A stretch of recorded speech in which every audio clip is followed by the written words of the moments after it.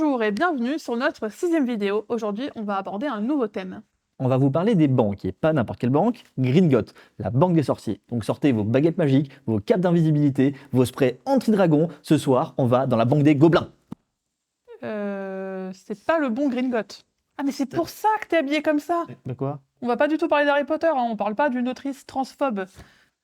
Ok. Tu veux te changer? Oui, je vais aller me changer, ouais. Ok, je reviens. Donc aujourd'hui, on va bien vous parler de Gringotts, mais pas la banque des sorciers, la banque avec Echo, le petit renard qui leur sert de logo et qui est trop mignon. Gringotts, c'est une banque éthique ouverte, créée en 2020 par Maud Caillot, Andrea Ganovelli et Fabien Huet, et ils ont pour but de proposer une alternative plus verte et plus durable que les banques traditionnelles. Et ça a déjà bien commencé, puisque depuis 2020, il y a déjà eu plus d'1 milliard d'euros de transactions grâce à eux. Ils sont à peu près 30 employés et ça continue de grossir. Et même Wikipédia s'est emballé puisqu'il dit qu'ils sont plus de 200, ce qui n'est pas du tout vrai. Ils sont vraiment à peu près une trentaine. Et tout ça, ça se passe comme souvent à Paris. Et donc là, vous pourriez vous dire, pourquoi on va parler des banques? Après tout, c'est quasiment tout dématérialisé, il n'y a pas d'impact, c'est un non-sujet, quoi. Malheureusement, si, les banques, elles ont un gros impact. Selon Oxfam, l'impact total des banques françaises, c'est égal à 8 fois l'empreinte totale des Français. Et ça nous place sur une courbe du réchauffement climatique à plus 4 degrés d'ici 2100, bien loin des 1,5 ou 2 degrés définis lors de la COP 21. Et ça, comment ça se fait? En fait, quand vous mettez l'argent à la banque, l'argent ne dort pas. La banque va l'utiliser pour des projets. Et le problème, c'est justement quel type de projet. Attends, t'es en train de dire que je peux mettre de l'argent à la banque et qu'ils peuvent l'utiliser pour financer des projets sur lesquels j'ai pas du tout envie d'aider? Oui, c'est bien le problème. Et justement, on en a entendu parler récemment parce que le gouvernement voulait utiliser l'argent des Français pour réarmer la France. Et ça peut être aussi le cas pour d'autres projets comme les énergies fossiles que les banques aiment beaucoup. Et ça, personne n'en parle, hein. Pourtant, c'est un impact majeur. Parce que dites-vous bien que 4 000 euros déposés dans une banque, ça représente 2 tonnes de CO2 émises par an. 2 tonnes de CO2, c'est la cible à atteindre par personne en France d'ici 2050. C'est juste gigantesque, quoi. Donc on a encore beaucoup de chemin à parcourir. Et au niveau mondial, c'est pas mieux, hein. Les banques françaises nous propulsent en 3e position des plus gros financeurs d'énergie fossile au monde, juste derrière les banques américaines et les banques chinoises. Les 3 plus grosses banques françaises à éviter, c'est la BNP, la Société Générale et le Crédit Agricole. Donc, quand vous entendez la BNP avec son slogan BNP Paribas, la banque d'un monde qui change. alors oui, c'est vrai, hein, mais pas dans la bonne direction et à cause d'eux. C'est pour ça que les grosses banques, la BNP et les autres, elles sont souvent ciblées par les actions militantes parce qu'elles ont un impact significatif. Bon, vous l'aurez compris, les grosses banques ne nous aident pas du tout à limiter le réchauffement climatique. Selon l'Oil and Gas Policy Tracker, qui a pour but d'analyser les politiques et les stratégies mises en place pour pouvoir sortir des énergies fossiles, aucune grande banque n'est à la hauteur des enjeux actuellement sur ces sujets. À part une, peut-être, la Banque Postale qui s'est engagée à limiter et même à réduire complètement ses investissements sur les énergies fossiles d'ici 2030. Donc on va suivre ça pour voir comment ça évolue.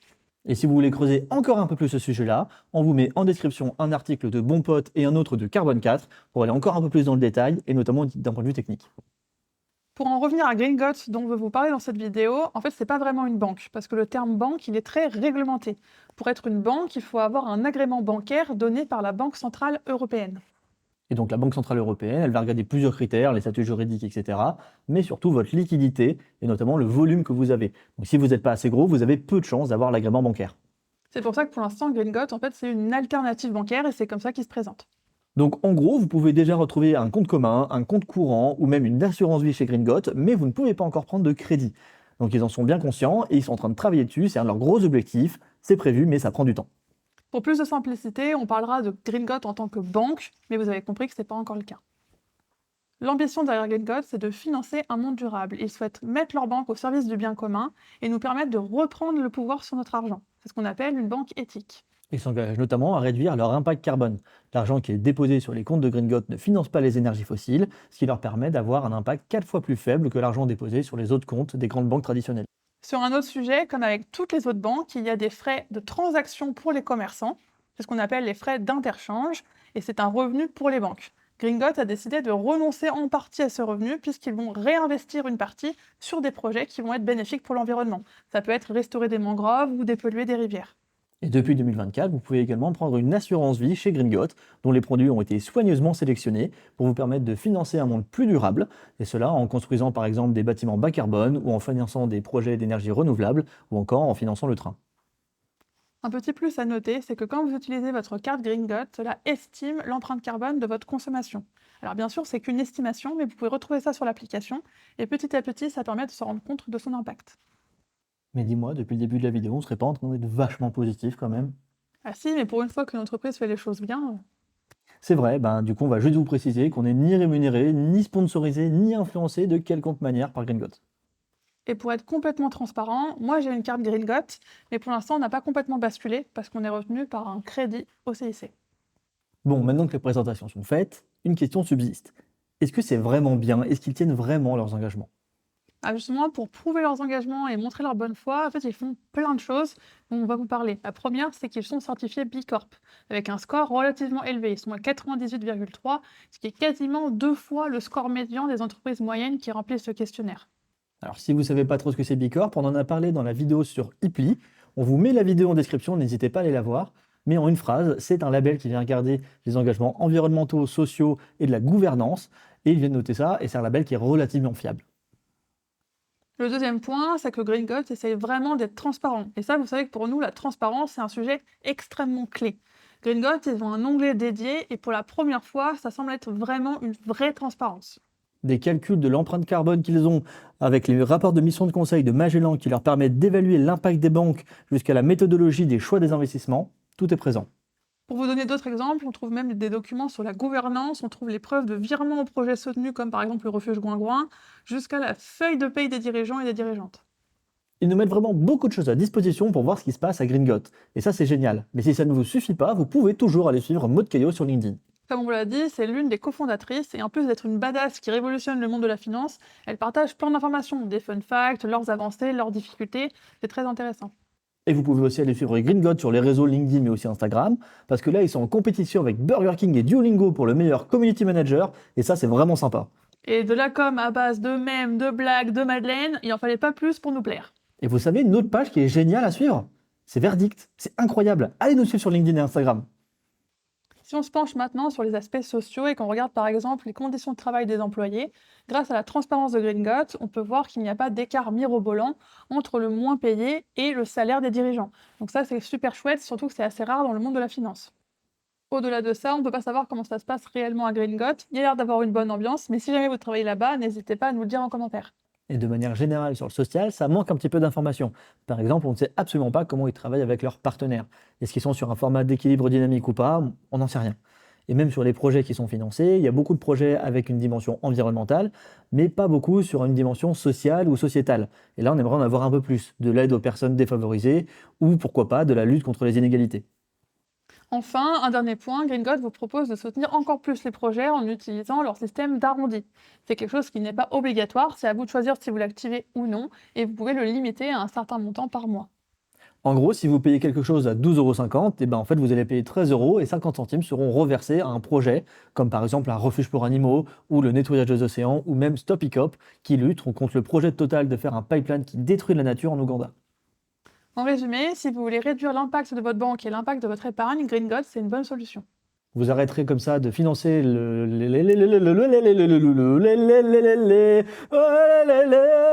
Ok. Votre argent arrêtera de financer les énergies fossiles, tout ça en finançant à la place des projets trop cool pour la planète et ses habitants. Trop bien. Et en ayant la possibilité d'avoir une assurance vie avec des produits performants qui n'ont rien à envier à ceux des banques traditionnelles. Quoi demander de mieux? Et ça reste une banque accessible. On parle de 6,90 € par mois pour l'offre standard et 10,90 € par mois pour l'offre premium.